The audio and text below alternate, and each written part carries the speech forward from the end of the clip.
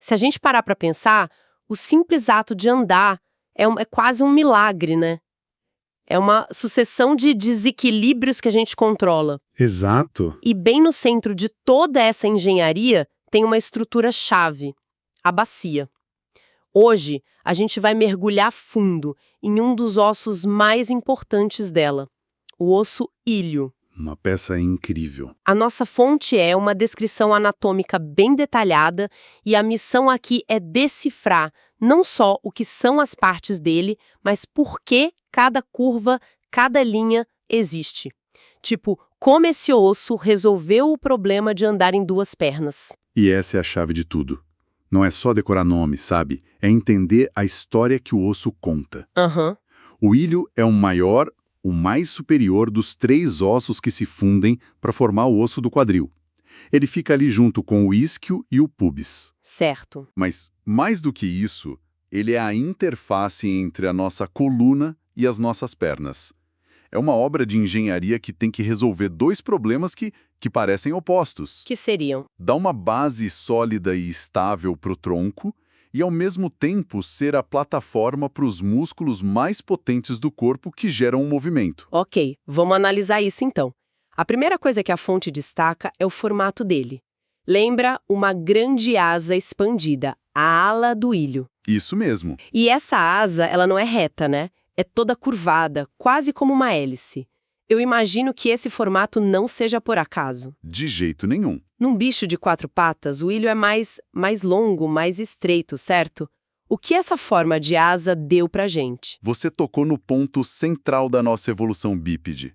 Olha, nos nossos ancestrais quadrúpedes, o ilho era tipo uma viga, alinhado com a coluna, só para dar suporte. Entendi. A grande virada evolutiva foi quando essa viga se encurtou, engrossou e se abriu para os lados, formando essa asa. Ah, Essa mudança reposicionou completamente os nossos músculos glúteos.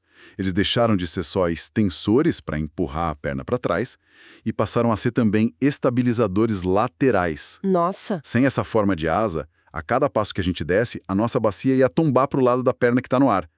É essa arquitetura que permite a gente ter uma marcha estável. Incrível! Então a forma de asa é a solução para o balanço lateral. E no topo dessa asa tem a crista ilíaca. Isso! Aquela borda que a gente consegue sentir quando põe as mãos na cintura. Na descrição parece um marco super importante. E por muitos motivos. Funcionalmente, é como se fosse uma longarina de reforço para a asa. Mas o que é fascinante e que muita gente não sabe é que a crista ilíaca é um dos locais mais ricos em medula óssea do corpo. Sério? Sim, por ser tão acessível, logo abaixo da pele, ela é a fonte número 1 para enxertos ósseos.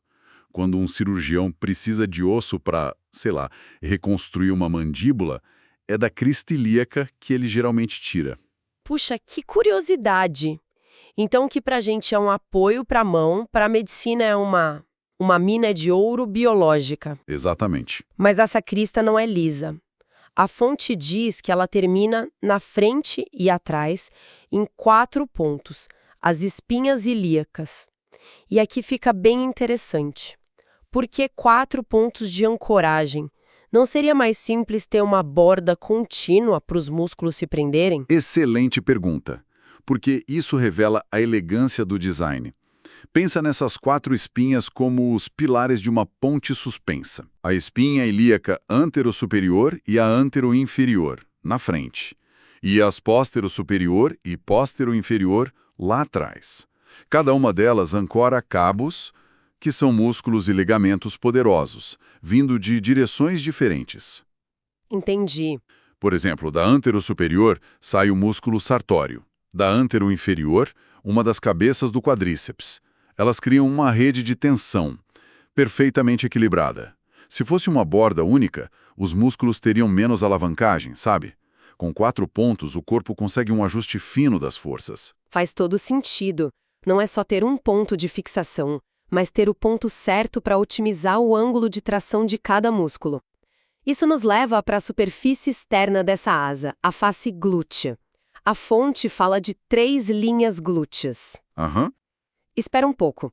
Eu sempre imaginei os ossos lisos. Essas linhas, elas são visíveis de verdade num osso ou é só coisa de diagrama? Elas são absolutamente reais.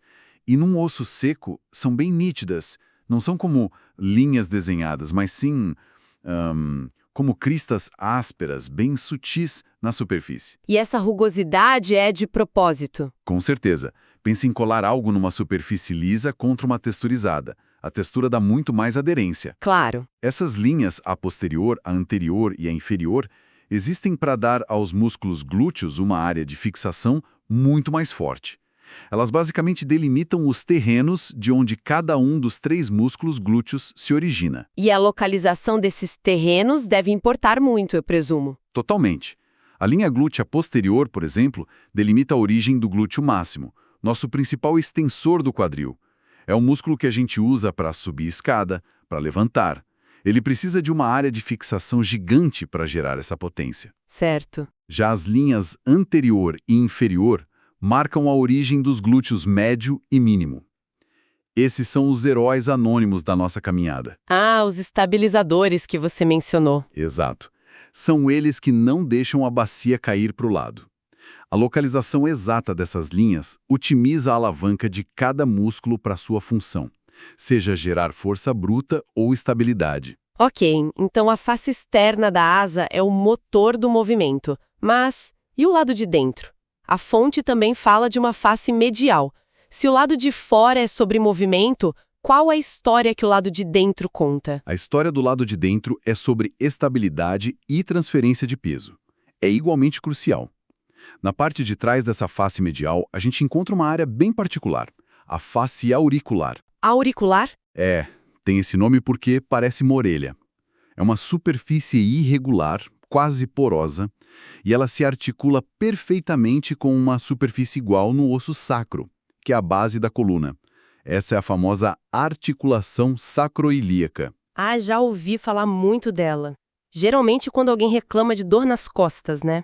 Exatamente, porque essa articulação é a ponte. É por ali que todo o peso da nossa cabeça, do tronco, dos braços, tudo é transferido para a bacia e depois para as pernas. Entendi. E diferente do ombro ou do quadril, que são feitos para se mover muito, a sacroilíaca é o oposto. Ela é projetada para ter movimento mínimo e absorver uma quantidade enorme de impacto a cada passo. A superfície rugosa do ilho ajuda a travar a articulação. Uau!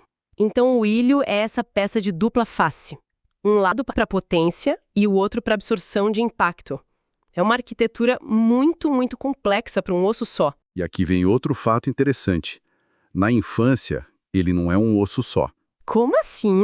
O osso do quadril, que a gente chama de osso inominado, começa como 3 ossos separados. Ilho em cima, isquio embaixo e atrás e o pubis embaixo e na frente. Eles são ligados por cartilagem numa estrutura em Y bem no meio do acetábulo. Que é a cavidade do quadril. Isso.